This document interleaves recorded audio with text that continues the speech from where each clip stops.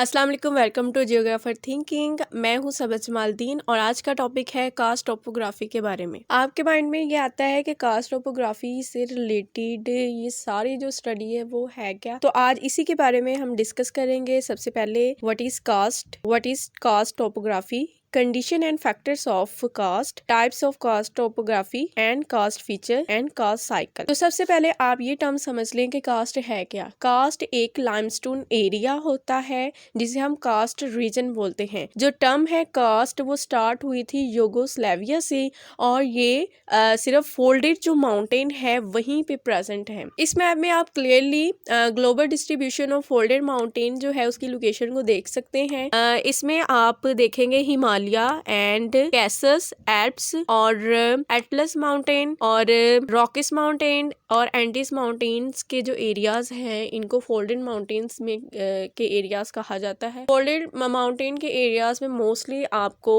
जो डेपोजिशंस मटेरियल है वो ज्यादातर मिलेगा और डेपोजिशन मटेरियल में ज्यादातर जो है वो कैल्शियम कार्बोनेट के आपको मटेरियल नजर आएंगे। उसी कैल्शियम कार्बोनेट से ही ये लाइमस्टोन बना है और लाइमस्टोन के एरियाज को हम क्या कहते हैं, हम कास्ट रीजन बोलते हैं। अब हम देखते हैं कि कास्ट टोपोग्राफी है क्या। कास्ट टोपोग्राफी है कि एक ऐसा एरिया या रीजन जहाँ पे बहुत ही ज्यादा केव्स हों और दूसरे सोलबल रॉक्स फीचर्स हैं जिनको हम लैंडस्केप कहते हैं। कास्ट टोपोग्राफी जो है वो ज्यादातर एसोसिएट है extensive thick deposit of limestone और it is a result of solution of surface rocks जिसमें चॉक है, लाइमस्टोन है एंड डोलोमाइट है।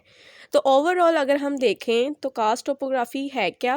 कास्ट टोपोग्राफी एक ऐसा रिजल्ट है, मीन्स कि एक ऐसा एरिया है जिसकी जो सरफेस है रॉक्स की वो चॉक, लाइमस्टोन और डोलोमाइट के साथ मिलकर बनी होती है। फर्स्ट पर्सन जिसने ये कास्ट का जो टर्म है वो यूज किया था वो 1893 में क्रोशियन स्कॉलर जिसका नेम था जे सिविक, उसने ये रिप्रेजेंट की थी कास्ट रीजन की नॉलेज और इसे फादर ऑफ कास्ट जियोमॉर्फोलॉजी भी कहा जाता है। अबाउट 10% ऑफ हमारी अर्थ सरफेस जो है वो लाइमस्टोन के साथ बनी हुई है। पिलियोलॉजी जो है एक साइंटिफिक स्टडी है केव्स की और कास्ट फीचर्स की। Next is a major example of karst topography जिसमें मोस्ट इम्पॉर्टेंट यूगोस्लाविया है, उथा है, फ्लोरिडा है, मैक्सिको, साउथ ईस्ट एशिया के पार्ट है और साउथ वेस्ट एशिया के पार्ट है, इंडियाना है, साउथ फ्रांस है एंड क्यूबा है। उसके बाद ग्लोबल डिस्ट्रीब्यूशन ऑफ कास्ट को देखें तो यहाँ पे जो रेड कलर में आपको एरियाज नजर आ रहे हैं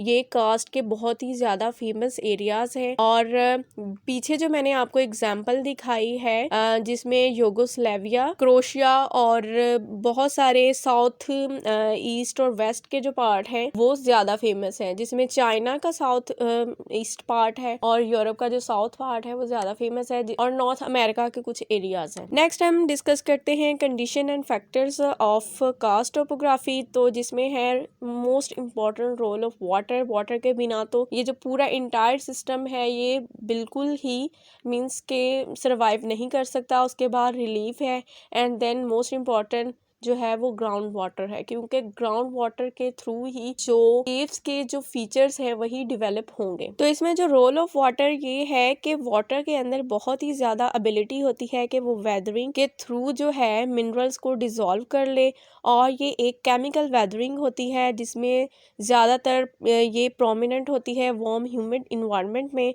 और ज़्यादा जहाँ पे वाटर जो है वो प्रेजेंट होता है बहुत सारे केमिकल रिएक्शन जो है वहाँ पे अकर्स होते हैं। तो कास्ट रीजन जो है वो 3 काइंड्स ऑफ वाटर मूवमेंट की वजह से, इरोजन की वजह से डेवलप होते हैं। सबसे पहले सरफेस स्ट्रीम है, अंडरग्राउंड ड्रेनेज फ्लोज हैं और ग्राउंड वाटर है। तो ग्राउंड वाटर जाहिर सी बात है कि ये कैल्शियम कार्बोनेट को, लाइमस्टोन को कैल्शियम बाइकार्बोनेट में चेंज कर देता है। सरफेस वाटर जो है वो बहुत ही प्योरली डेवलप होता है कास्ट रेन में, लेकिन ये एक ग्राउंड वाटर को सप्लाई सिस्टम करता है। ग्राउंड वाटर जो है ये एक नेटवर्क होता है, अंडरग्राउंड वाटर जो है वो एक नेटवर्क है, इंटरकनेक्टेड आपस में चैनल्स होते होते हैं जो कि बहुत ही इम्पॉर्टेंट है सोल्यूशन एजेंट के लिए।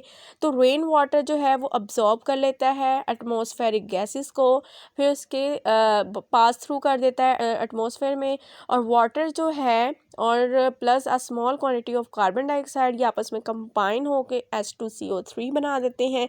इस सूरत में क्या होगा कि रेन वाटर जो है ये बहुत ही इफेक्टिव सॉल्वेंट बन जाता है, सॉल्वेंट मींस के लाइमस्टोन के लिए। नेक्स्ट इज रिलीफ है। तो एरिया ऑफ लाइमस्टोन और डोलोमाइट जो स्ट्रेटा है ये बहुत ही इफेक्टेड होता है क्योंकि ये आपस में लाइज करता है under at least moderate relief पे, क्योंकि वाटर जो है इस टनल में आल्सो प्रेजेंट और इरोजनल जो कैपेसिटी होती है वो ज़्यादा होती है।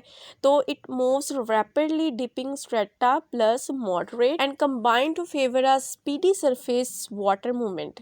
तो it is very effective to uplift then and allow underground stream to descend from one level to next.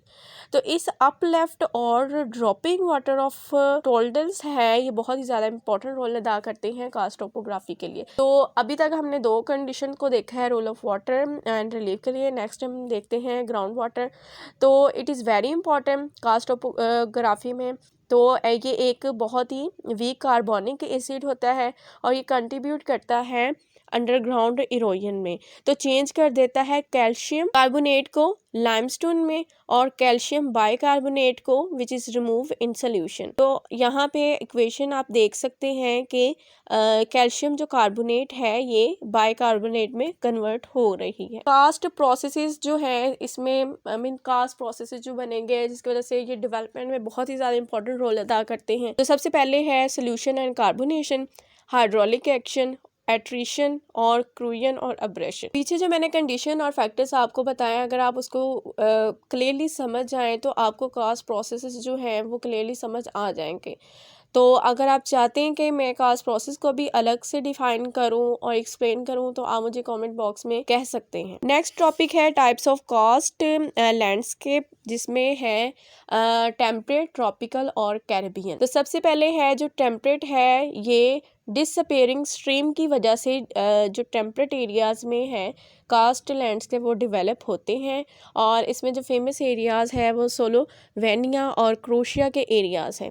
Tropical में due to high amount of rainfall, temperature and humidity की वजह से यहाँ पे ट्रॉपिकल एरियाज़ में कास्ट के जो features हैं वो डेवलप होते हैं। आगे थर्ड टाइप है कैरिबियन। तो कैरिबियन में ज़्यादातर इरोजन मीन्स के फ्लैट एरियाज़ होते हैं, तो वहाँ पे इरोजन का प्रोसेस होता है और अंडरग्राउंड जो वाटर होता है वो बहुत ही इंपॉर्टेंट रोल अदा करता है कास्ट फीचर्स के लिए। कैरिबियन में ज़्यादा यूएस और मैक्सिको के एरियाज आते हैं। इस वीडियो में आज इतना ही, क्योंकि ये वीडियो बहुत ही ज़्यादा लंबी हो जानी थी तो इसलिए मैंने इसको यहीं पे रोक दिया है। तो कास्ट फीचर्स को मैं नेक्स्ट वीडियो में एक्सप्लेन करूँगी। Thank you so much.